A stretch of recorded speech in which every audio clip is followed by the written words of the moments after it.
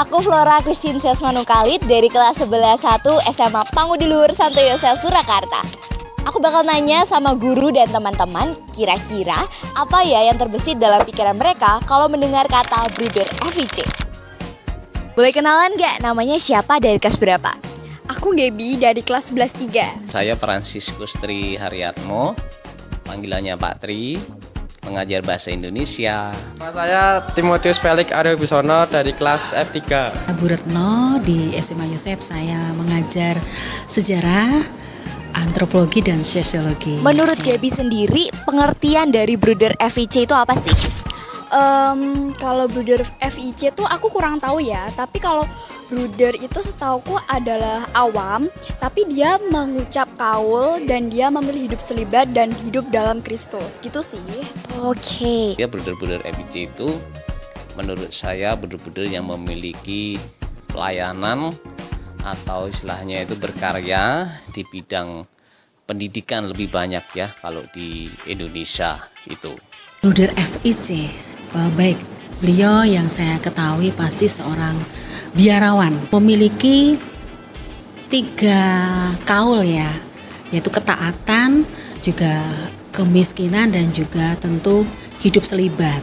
Beliau memang memiliki sebuah wadah di mana wadah tersebut untuk melayani salah satunya yang saya tahu pendidikan. Orang yang mengurusi sekolah-sekolah di Pangudiluran. Oh, kira-kira Ibu bisa bahas lebih lanjut nggak Bu tentang pekerjaan seorang Bruder FIC itu apa saja? Ya, pekerjaan seorang Bruder FIC itu tentu tadi mengembangkan pendidikan di sekolah-sekolah Katolik, menyusun sebuah rencana-rencana pendidikan, dan di dalamnya tentu ada nuansa kekhasan Katoliknya. Menunjukkan sekolah Katolik ini sungguh sekolah yang punya dedikasi, penuh kasih terhadap siapapun, tentu tidak harus dengan yang Katolik saja, juga yang lintas agama gitu. Oh ya, kalau untuk pekerjaan artinya itu kan karya pelayanan ya. Seperti yang saya sampaikan tadi, untuk karya pelayanan Bruder ini kan lebih banyak di sekolahan ya. Banyak sekolahan yang dikelola oleh para Bruder FIC dan pengelolaannya tentu diserahkan kepada Yayasan Pangudiluhur, kan begitu ya. Nah, selain berkarya di bidang pendidikan yang Pak Tri tahu, itu kan juga memiliki panti asuhan. Itu di Boro, artinya juga mendampingi anak-anak yang dalam hal ini mereka berproses di panti asuhan. Mereka juga sekolah loh di sana. Seperti kita, seperti Anda maksudnya, masa Patri sekolah? Patri kan yang ngajar kan gitu ya. Gitu sih. Sebenarnya sebagai Bruder itu kan banyak ya, nggak cuma sebagai kepala sekolah aja di suatu sekolah. Tapi yang sering aku lihat ini, Bruder itu banyak menjabat sebagai kepala sekolah di beberapa sekolah Katolik gitu. Yang ngurusin sekolah-sekolah, jadi kepala sekolah. Oke, jadi tugasnya Bruder yang ngurusin sekolah-sekolah gitu, Felix. Oke, terima kasih Felix.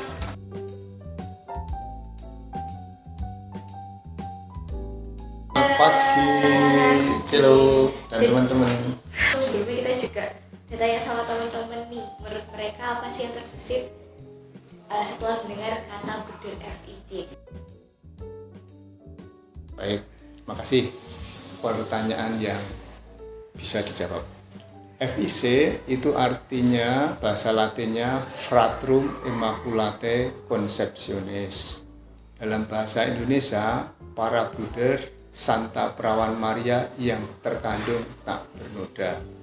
FIC itu nama. Jadi ordo atau kongregasi itu ya sebuah perkumpulan lah, perkumpulan. Maka ini karena ini perkumpulan atau sebuah kelompok. Kalau dalam bahasa Latin tadi namanya ordo, dan diterjemahkan dalam bahasa Indonesia itu kongregasi, maka tadi kongregasi para Bruder Santa Perawan Maria yang terkandung tak bernoda. Mengapa FIC itu lahir? Mungkin juga karena rahmat, mungkin juga anugerah Tuhan, sehingga FIC itu lahir di dunia. Lahir di kota Maastricht, Belanda. Mengapa kok FIC itu lahir? Yang pertama adalah karena keprihatinan dari Bapak pendiri yaitu Monsinyur Ludovicus Rutten, kemudian menggandeng sebagai co-pendiri yaitu Bruder Bernardus Hugen. Itu seorang pastor, yaitu pastor yang ada di daerah Maastricht itu, di gerejanya Gereja San Servatius. Pada saat itu kan terjadi yang namanya, kalau Anda belajar di sejarah dunia, itu revolusi industri. Sekitar tahun 1800-an itu kan terjadi revolusi industri. Maka pada saat Romo atau Monsinyur Ludovicus Rutten itu menjadi imam muda, sekitar tahun 1830-an, sebagai seorang pastor yang masih muda, masih bersemangat, beliau itu sebenarnya ingin menjadi misionaris. Tapi karena kondisi fisiknya itu tidak mendukung, maka oleh keuskupan atau di bawahnya keuskupan itu, beliau tidak diperbolehkan untuk menjadi misionaris, tetap berkarya saja di sekitar situ. Ketika itu terjadi adalah ketimpangan masyarakat yang tidak mampu memelihara anak-anaknya dengan baik. Artinya anak-anaknya itu dibiarkan begitu saja, maka banyak pabrik yang ada kemudian ditinggalkan, anak-anak itu ditinggalkan oleh orang tuanya dan akhirnya terlantar. Sesuatu yang tidak kita inginkan, maka mereka terlantar. Akhirnya apa? Yang kalau terlantar itu terjadi kurang pendidikan moral, kurang pendidikan iman, dan kurang pendidikan sosial, yang menjadi anak-anak yang mungkin sulit dikendalikan. Maka dari situ muncullah bagaimana kalau saya bisa mendidik anak-anak ini yang terlantar tadi, saya didik dengan melalui pendidikan agama. Setelah itu kan Monsinyur Ludovicus Rutten mengumpulkan anak-anak tadi, kemudian diberikan katekese. Katekese itu pelajaran agama di Serambi Gereja San Servas di Maastricht. Nah, awalnya dari situ. Maka kemudian menjadi visi para Bruder FIC adalah kami komitmen untuk mendampingi anak-anak muda dalam bidang pendidikan, dan juga bagaimana membangun manusia muda sesuai dengan apa yang kita cita-citakan, adalah yang humanis, yang cerdas, dan juga yang punya karakter tinggi. Artinya dengan berdasarkan Allah adalah kasih. Ya, kalau saya terpanggil untuk menjadi FIC itu ya karena saya melihat pendahulu saya. Saya mengenal seorang bruder atau dua orang bruder ketika saya ada di SMK atau STM di Leonardo. Saya melihat sosok bruder itu yang murah hati, sosok bruder itu yang tegas, sosok bruder itu yang disiplin, tapi juga rendah hati.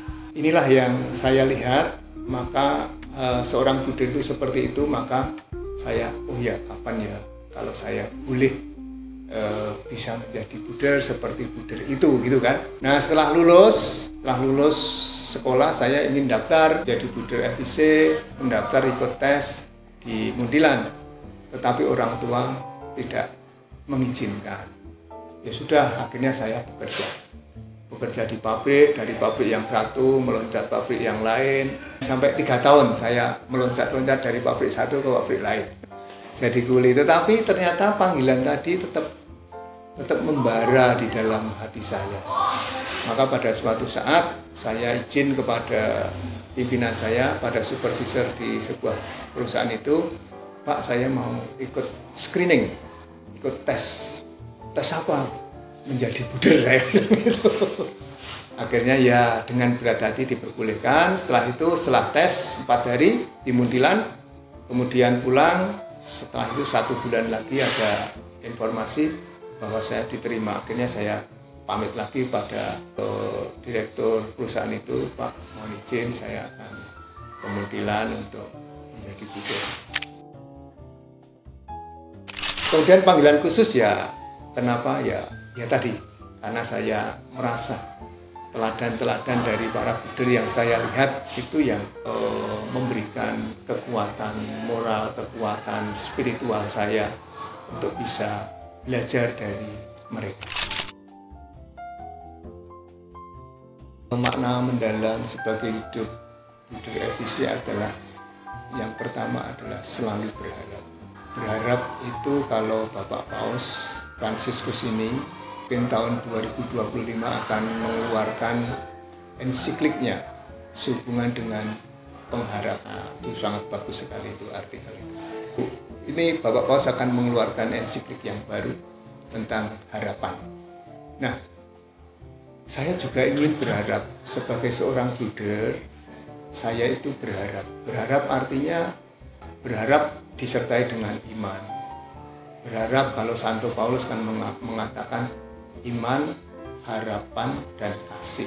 Harapan itu adalah disertai dengan iman, pasti akan terjadi. Itu yang pertama, harapan. Kemudian yang kedua adalah komitmen. Sebagai buder harus komit kepada siapa? Yang pertama yang komit ya kepada Allah sendiri. Allah sendiri diejawantahkan melalui pimpinan para buder. Pimpinan para buder itu misalnya saja Buder Pur, karena kamu sudah lama di salah satu tempat, seperti kemarin saya di tempat yang lain, besok tahun depan kamu pindah ke Solo misalnya. Saya harus mengatakan iya, tidak bisa tidak. Karena ini taat, komitmen. Karena komitmen saya serahkan kepada Tuhan melalui kongregasi itu ada pimpinannya ya kepada pimpinan. Tapi ketaatan bukan ketaatan artinya ketaatan yang brutal, tetapi ketaatan yang juga dilandasi dengan dasar-dasar harap, iman, dan kasih. Wah, dengan senang hati sih.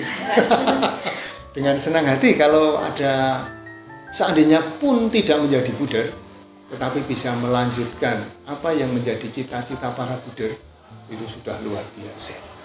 Zaman itu kan berubah, maka harapan kami dengan senang hati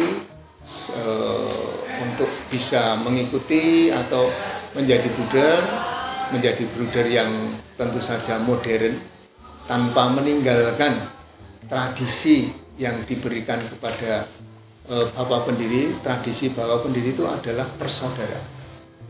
Kalau disebut persaudaraan adalah ratu kongregasi. Dalam satu kesatuan dalam komunitas, yaitu kongregasi itu harus bersaudara. Demikian jadi pesan-pesan untuk bagi generasi penerus, generasi muda, tetaplah belajar sepanjang hayat untuk melengkapi, mendasari hidup kita. Kemudian juga jangan tinggalkan karakter harus dihidupi, bukan dipelajari tapi dihidupi. Supaya apa? Supaya kita di tempat manapun diutus itu bisa menyesuaikan diri. Ya, doa saya semoga apa yang menjadi karya para buder ini terus bertumbuh dan berkembang seperti yang diharapkan oleh dunia saat ini, yaitu khususnya bagi teman-teman anak-anak yang miskin, yang terlantar, yang membutuhkan, ini yang perlu banyak dibantu. Pun tidak tertutup kemungkinan juga pada teman-teman yang sudah maju untuk bisa berbagi. Doa kami atau doa saya, kami selalu berharap Tuhan senantiasa memberkati kita semua. Amin. Sekarang jadi lebih paham kan tentang pengertian dan sejarah dari Kongregasi Bruder FEC? Kami dari SMA Pangudiluhur Santo Yosef Surakarta mengucapkan selamat hari jadi Kongregasi Bruder FEC. Semoga semakin berkembang dalam hal pelayanan. Sekian dari kami, berkah dalam. Dipan Serati, hidup Saint Yosef.